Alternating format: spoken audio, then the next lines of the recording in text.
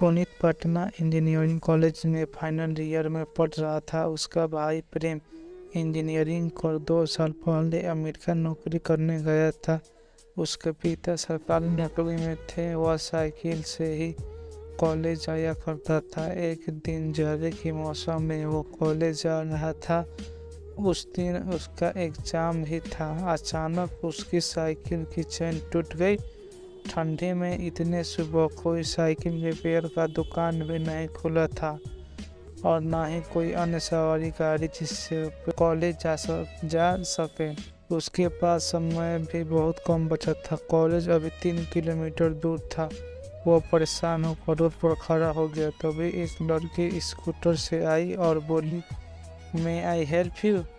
पुनीत ने अपनी परेशानी का कारण बताया। लड़की स्कूटर पर बैठ गई और पुनीत से बोली, आप साइकिल पर बैठ जाए और मेरे कंधे को पकड़ने बिना पैडल किए मेरे साथ कुछ दूर चले। मेरा कॉलेज आधा किलोमीटर पर और उसके बाद मैं आपको इंजीनियरिंग कॉलेज तक छोड़ दूंगी।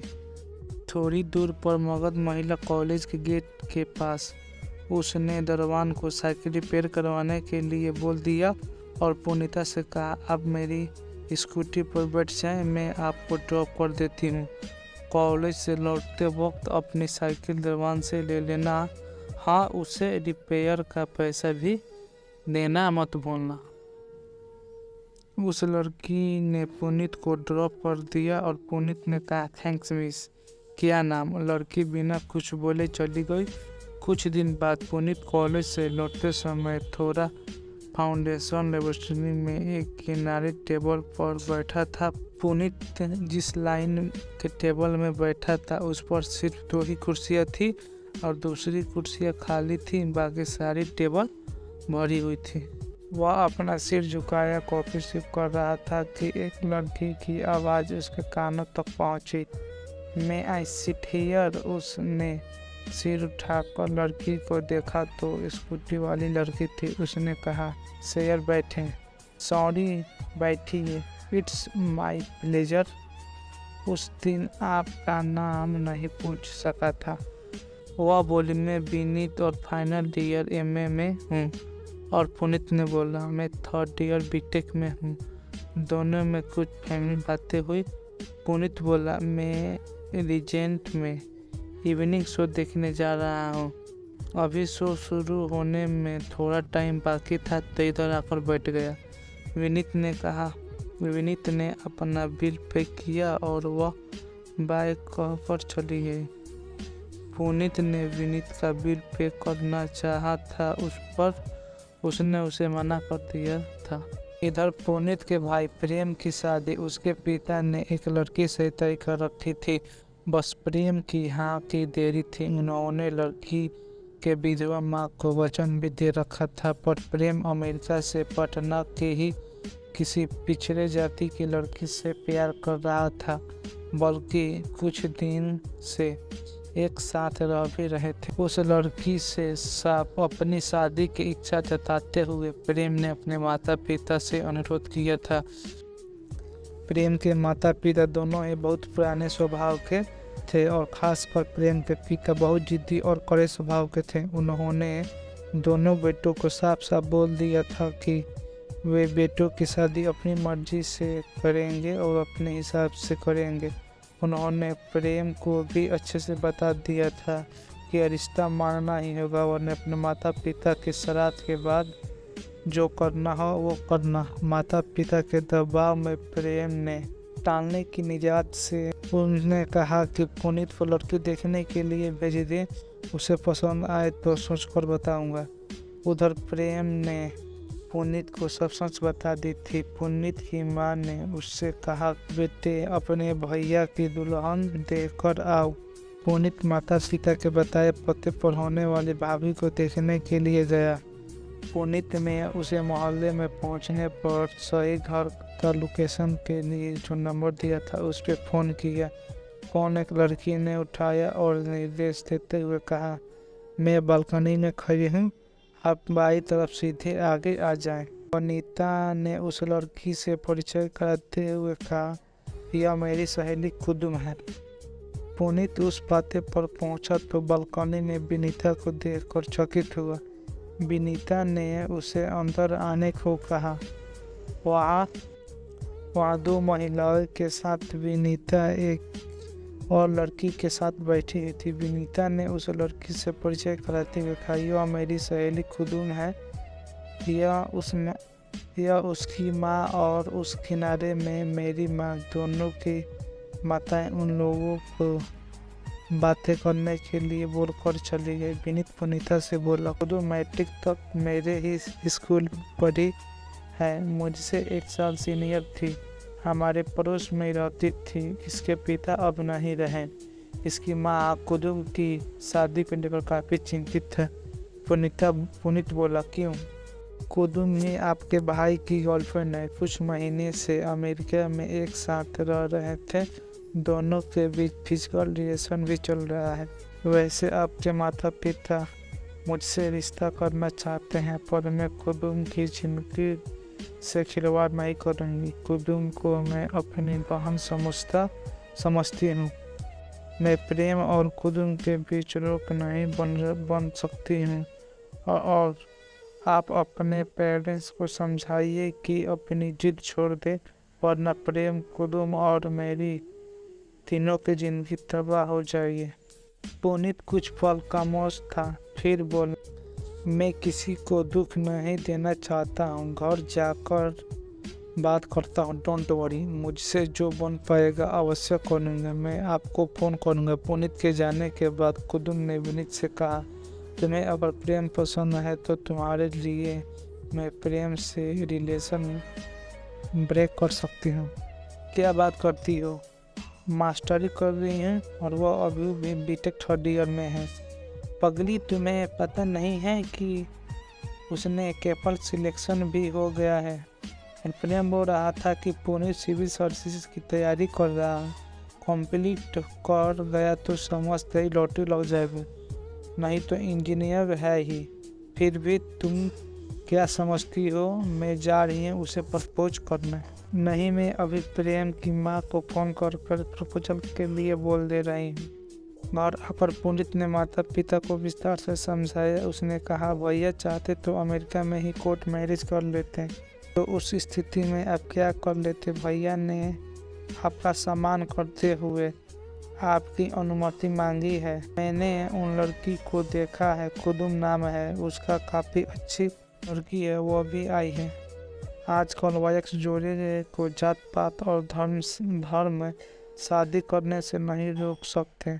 आप 3 लोगों को खुशियाँ छीनना क्यों चाहते हो? माँ ने कहा, तुम मुझे कुदुम से मिलाओ, फिर मैं पापा को समझाने की कोशिश करूँगी। वह तो कल सुबह मुंबई की फ्लाइट से जा रही है, वहीं से अमेरिका चली जाएगी। फिर पुनीत और माँ दोनों जाकर कुदुम से मिले। माँ बेटे दोनों मिलकर पिताजी को काफ़ी समझाया, तो उन्होंने कहा, मुझे समाज में शर्मिंदा होना पड़ेगा। विनीत की बुढ़ी माँ विधवा को मैं वचन दे चुका हूँ कि रिश्तेदार को भी इस बारे में काफ़ी लोगों को बता चुके हैं। उस समय अमेरिका से प्रेम ने माँ से फ़ोन पर कुछ बातें की। माँ ने कहा, हम तुम्हारे लिए विनीता की माँ को बोल रखे हैं। विनीता में तुम्हें क्या खराबी नज़र आती है? वैसे भी कुदुम पिछड़ी जाति के है, तेरे पिता को समझाना बहुत ही मुश्किल है। प्रेम ने कहा, आप लोगों ने पहले मुझे विनीता के बारे में कभी नहीं बताया।